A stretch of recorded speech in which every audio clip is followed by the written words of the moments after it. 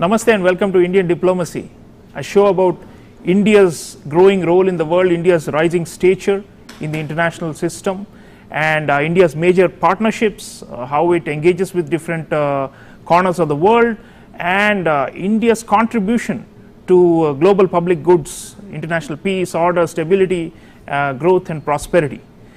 Viewers, generally we take up one country and India's relations with that country in Indian diplomacy, but this time we are looking at India's global outreach to its own diaspora.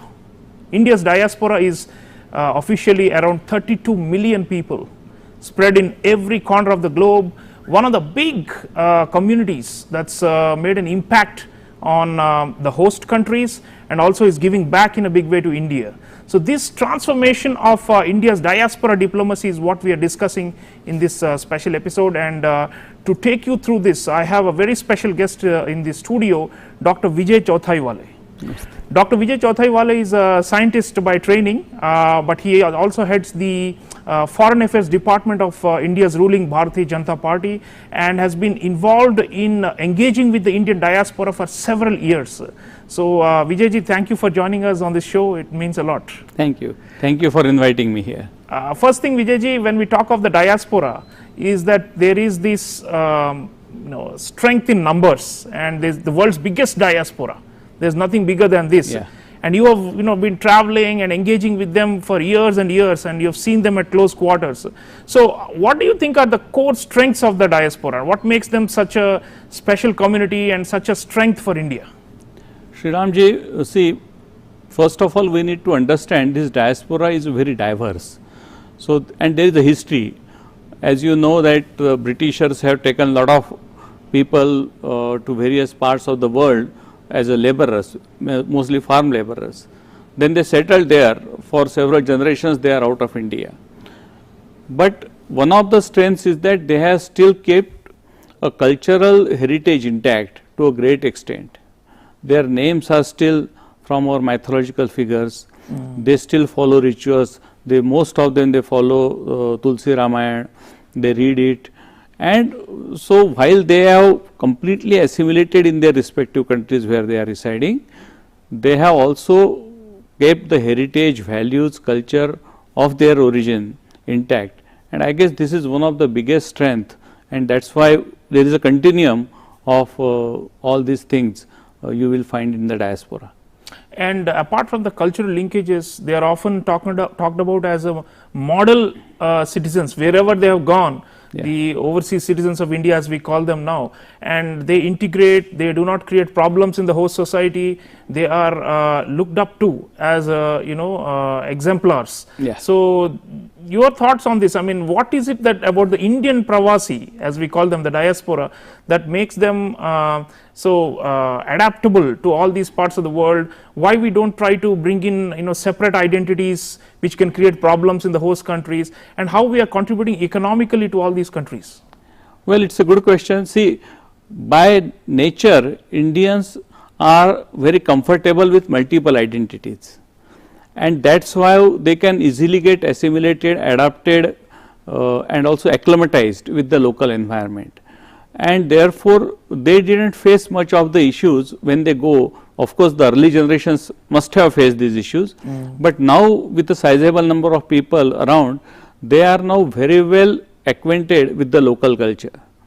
And at the same time, because of their talent, because of their domain expertise, they have also grown to a great extent. For example, there are multiple doctors, thousands of doctors are there in US, and actually there is a big association of Indian doctors in US. There are nurses, thousands of Indian nurses, many of the people may not be knowing, they are working in various parts of the world, including countries like Israel, to give the old age care. The IT people, it's a well known story, hundreds of thousands of people have gone. Then the blue collar labor in Gulf countries. So if you see, even there is enormous diversity, their core expertise remained their biggest strength. And that, I guess, is one of the key factors of success of this diaspora. And also as you have said, they are very law abiding. The crime rate among the Indian immigrants is the lowest in almost all the countries without an exception.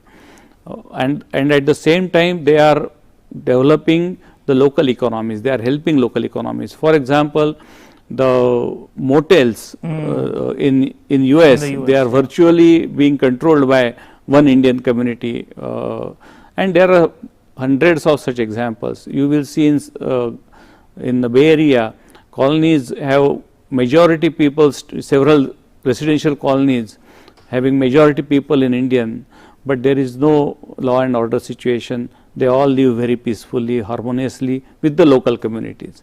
Absolutely. And that, I guess, is the biggest strength of our community. Right. Viewers, we are talking about the merits of the Indian diaspora globally and why they are so special. I'd like you to hear from none other than Prime Minister Narendra Modi about the unique attributes of the Indian diaspora. Let's hear him. साथियों, दुनिया भर में फैले भारतीय diaspora को अगर मिला लिया जाए तो उनकी संख्या कई देशों की आबादी से अधिक होगी।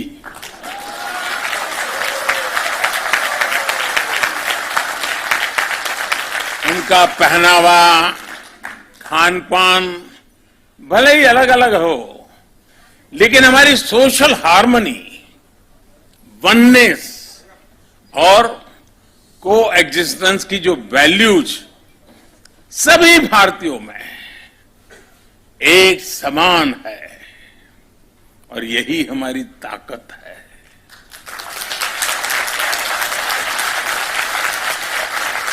और जिनकी रूट्स किसी भी तरह मां भारती से जुड़ी हैं, वे स्वाभाविक तरह से लोकतंत्र और रूल ऑफ लॉ के प्रति सम्मान रखते ही हैं।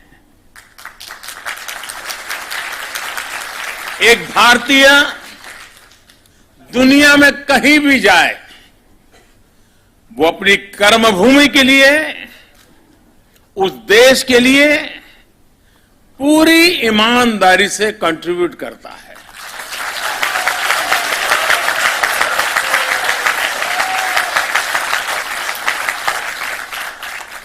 अनेक बार जब मेरी वर्ल्ड लीडर से मुलाकात होती है तो अपने देशों में बसे भारतीय समुदाय की उपलब्धियों के बारे में मुझे बड़े गर्व से बताते हैं। वे इंडियन कम्युनिटी के परिश्रम और शांतिपूर्ण नेचर की सराहना करते थकते नहीं हैं।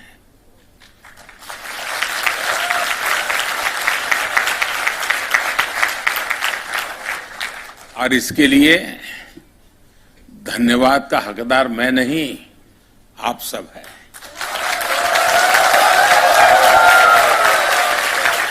आप लोगों का व्यवहार, आप लोगों के संस्कार, ये उसके मूल में है और इसलिए मैं सबसे पहले ये जो बधाइयां मुझे मिलती हैं वो सारी आपको समर्पित करता हूं।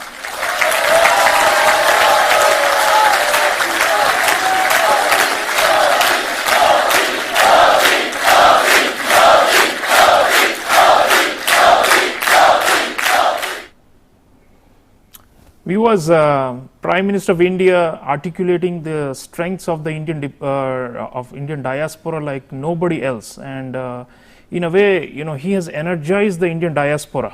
It's never been as active, as engaged, as committed, and as linked back to Mother India as it has been under the Modi era. So, Vijayji, Prime Minister was talking about how when he meets world leaders, and one of the first things that makes them appreciate India is because of the ideal conduct and the contributions of our diaspora. So clearly, in a way, what Prime Minister is saying is that India's soft power is really riding on the shoulders of our diaspora, and you've seen that. So how has Prime Minister actually been able to mobilize people like this? I mean, we have not seen this before. In earlier eras, we even abandoned our diaspora. We said, they left India and they betrayed us. But now the mindset is totally different. The Prime Minister, when he addresses them, wherever he engages all over the world, and you've been with him many times, you see the kind of emotional connection that he draws with the local diaspora there, and the way he validates them and shows that whatever they are doing, is ultimately for the glory of India. So I think that's something, there's a Modi effect and you cannot deny it. Absolutely. See, let me tell you something. In the early days, when the high-end professionals, highly qualified professionals have gone abroad, we have mostly criticized them, as you have brain also drain said. and this brain and that. drain. So we use the term brain drain. Mostly we abandon them. At the same time, they went there. They faced the struggle of the first generation early goers, struggles to set them up themselves, and at the same time they excelled. But at the same time, mostly we ignored them, we have not recognized them. At the most, when some dignitaries goes, have some 50 people, 100 people having some hotel reception, nothing beyond that.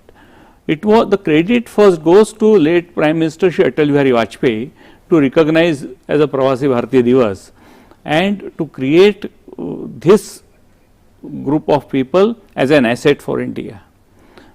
And as I told you before, because they have created a very good impression about India, Indian culture, Indian professionalism in their own field where they are working. Prime Minister Modi has taken it to the next level.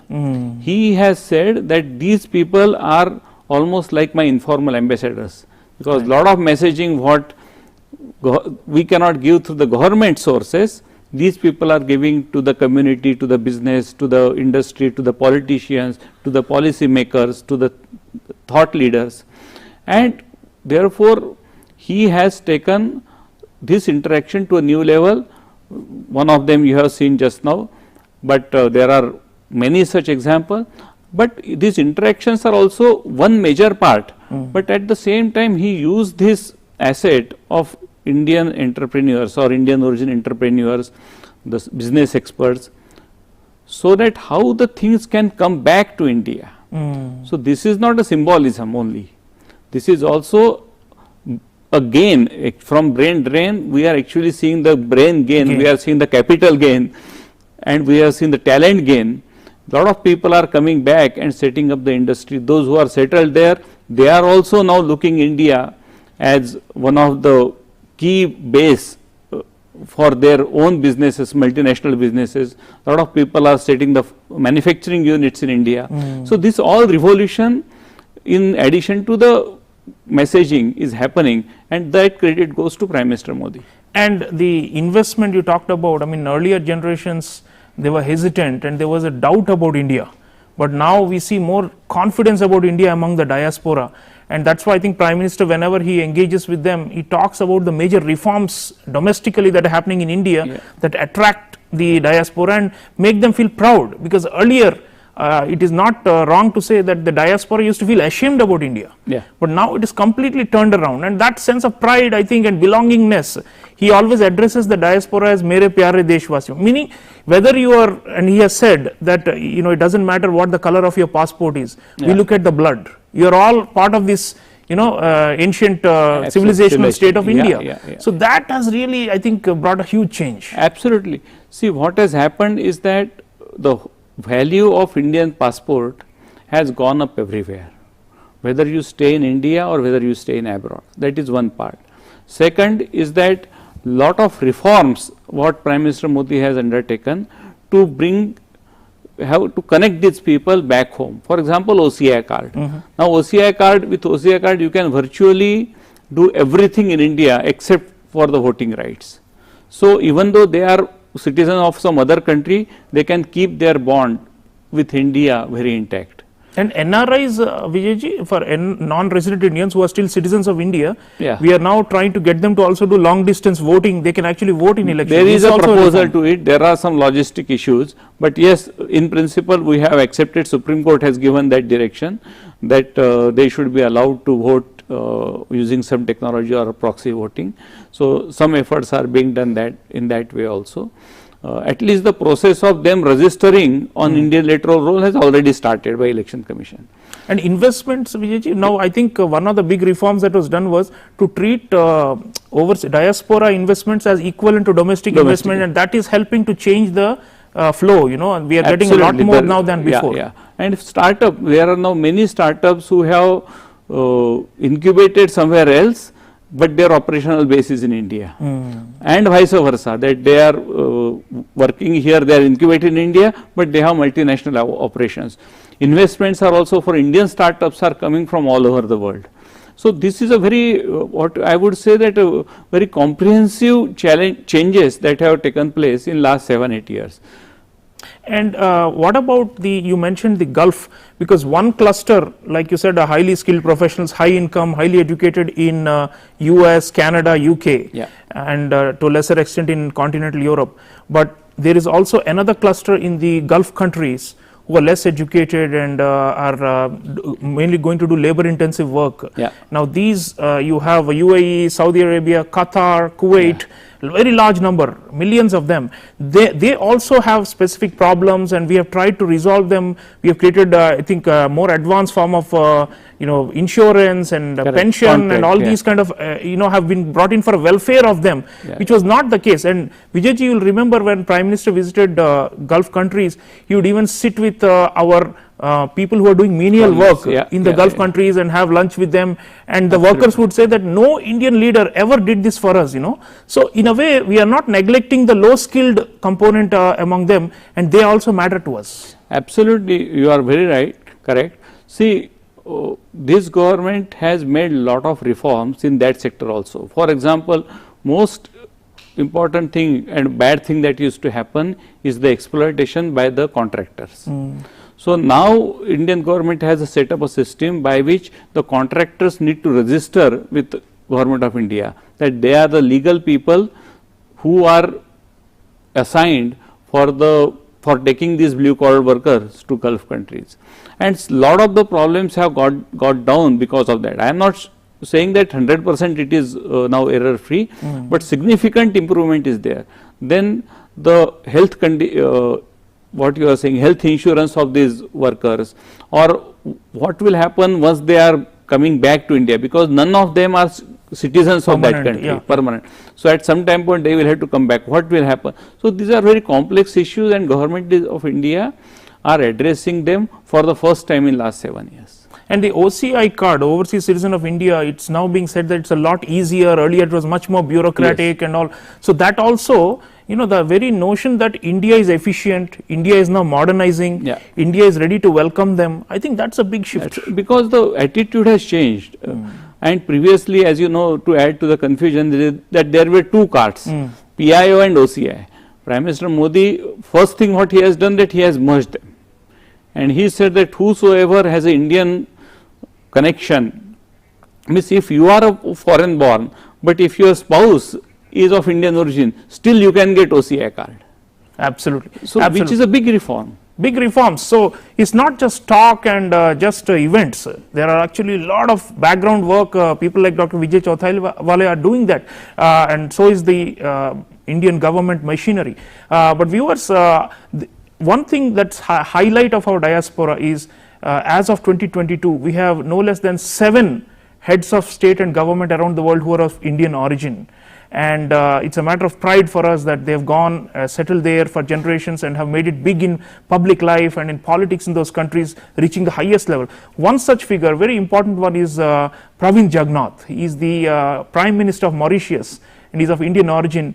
And he was in Varanasi a few years ago talking to the Pravasi Bharati Divas, which is the showcase Indian diaspora event organized by the government. Let's hear him about the diaspora perspective about India and how it's been changing.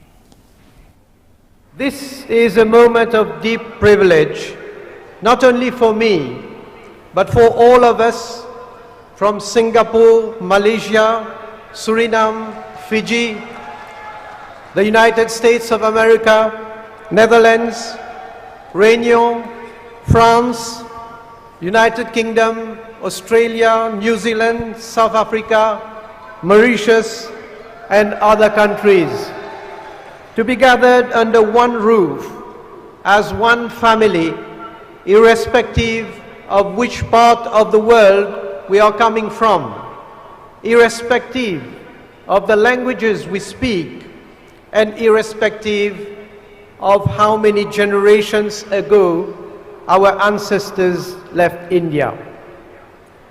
We thank the Government of India for organizing this event since 2003, thus giving the Indian diaspora around the world the possibility to meet.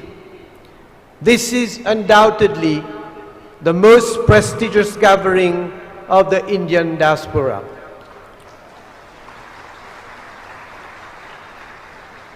Our presence in such high numbers at this event reflects the strength of our bonds with this great country called India. It also reaffirms the resilience of our cultural heritage and ancestral values across time and space, and shows a common sense of belonging that arises from being a Pravasi. It reinforces our identity as a family of Pravasis. Thank you, India, for making this possible. Thank you, India, for making this possible, says the Prime Minister of Mauritius. Vijayji, we have a diaspora in a lot of these Girmitia countries, as they are called, and they have always longed for this open embrace, and finally they are getting it, and they are reciprocating in a big way. Now, when we have powerful figures in the diaspora who are making it very high to high offices, it clearly must be easing a lot of our bilateral relations and making it a lot smoother. And that way, this is really our strength, and you have engaged with these leaders, and if you'd like to share with the audience how it helps us, in our overall diplomacy, to have such extraordinary figures like Praveen Jagannath in office. No?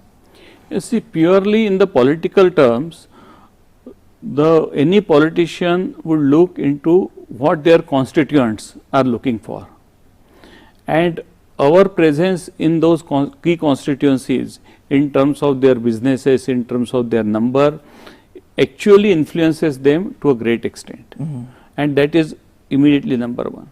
Second is that they are also aware, as you have seen it previously, that how they are contributing to the overall economy of the country, overall technological development of the country. Are they adding the new skills? Are the new domain experts? And that also, when you take a national perspective, it helps a lot. So, on all the, plus there is a soft power, like yoga, like Ayurveda, our spiritual leaders going there. You will not believe, there are some spiritual, I will give you example of Sri Ravi Shankar. Yes. Few years back when he went to Buenos Aires, Argentina, his meditation program was actually conducted in a football stadium. Wow. With more than 100, that YouTube is available on the net. So, more than 100,000 people attended it. And when Prime Minister Modi went there after a few years for G20 summit, actually there were 8,000 native Argentinians did the yoga demonstration in front of her. And Prime Minister always talks about how our diaspora can win friends for India among the local community. That's a very he often classic says example. At least get five of the people now he has visit appealed India. to it, So Indian tourism is going, because attraction about India has also gone up tremendously because of all these interactions. For example, I can tell you that when we went to meet then British Prime Minister Mr. David Cameron to invite him to the Wembley Stadium event, he said that you are saying me that Prime Minister Modi is coming to Wembley Stadium and you are gathering 60,000 people there. Yes. I cannot imagine, because if I go there, I won't be able to fill the town hall of Wembley. So the numbers, so the demography, the size of it is also a big advantage. Is a big strength for us, definitely. Vijayji, you have also been involved in organizing and uniting the Indian diaspora. Some of them often are in working at cross purposes. There are many associations, many groups, and some of the politics comes in. But you have one of the things Modi government has done is try to bring them all together on one platform, so that when you are abroad, as Prime Minister says, it doesn't matter whether you are Telugu or Gujarati or Marathi or Rajasthan. What matters is you are Indian, right? So that, if you would like to share how you are able to do that, what kind of background work is being done to strengthen the diaspora networks? See, Indians are as diverse anywhere in the world as in India, and everywhere you go, especially if the number is big, you see the microcosm of India there. So, same number of diverse people, languages, regions, religions, sects, subsects, all that you will find a reflection of what you see in India. That's in a way good because they all preserve their ancestry, but at the same time to bring them sometimes put a challenge. But the biggest magnet to bring them together is Prime Minister Modi. Sure. Without him, it would not have been possible. He's a unifying figure. He's a unifying figure. Yeah. So, all the groups, all the religions, they come together simply to welcome him. And that makes our job very easy. Very much so. And Vijayji, we are almost out of time, but I'd like you to also talk about the diaspora, as a instrument for Indian soft power. I mean, the thing is, even the attitudes of people of India toward diaspora have changed. And now it is seen as a two-way flow. It's not seen as they just abandoned us. So that big shift, the people of India, when they see the diaspora thriving, it also inspires them. We have Sundar Pichai, we have Satya Nadella, some of the very, very successful global, CEOs who are of Indian origin. Prime Minister also engages with Indian American CEOs, for example, when he goes abroad. Yeah. So that kind of inspiration for people of India, there are young people in India who want to become the next Sundar Pichai or the next Satya Nadella or the next Indra Nooyi. So that effect, Vijayji, we would like you to talk about it. I think there are two parts of it. How Indian technocrats and experts are contributing to their local companies. For example, now Tatas, who have acquired Jaguar and other JLR, are now one of the biggest or maybe the biggest employer in private sector in UK. In the UK. So this is a big thing.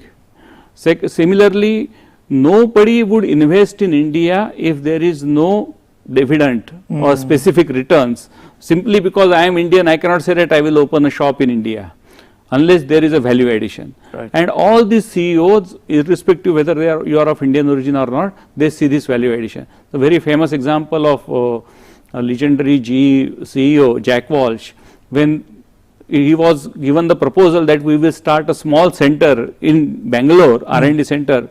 When he realized about India's potential in those days, he said that if they are so good, then why it is only 10 people or 20 people you are talking about, why not hundreds? Now Intel has world's largest R&D center outside US in Bangalore. So, and it is not low-end coding, it is the R&D center. So, scientists are working there, technocrats are working there. So, I am seeing that enormous coherence between the diaspora, whether they are working abroad or whether they are working in India. And technology nowadays make the physical location secondary. Absolutely, absolutely. And I guess this is the biggest strength that we have achieved with our technological power and also with our talent all over the world. Thank you. See, so viewers, what Dr. Vijay Chauthaiwala is saying is that the digital economy, as it's progressing, especially in services sector, it's much easier for the diaspora to invest here and to have centers of excellence in India and to help build the skill levels of people of India, and they want to give back. But earlier there were lots of obstacles for the diaspora to give back to India. Now in the last 7 to 8 years we have tried to remove those obstacles, and that's how we have reached a level of high level of fusion and integration between diaspora and Mother India that was not there before. So this is a work in progress, but we have made real progress. Dr. Vijay Chauthaiwala, thank you so much for sharing your insights, sir. Thank you for inviting me here. Thank you. So that's all we have for you this time, viewers, on Indian diplomacy. Keep watching Indian diplomacy. Think about India's growing reach around the world and how India is transforming lives of people around the world through means like the diaspora. I'll see you again next time, and until then, take care.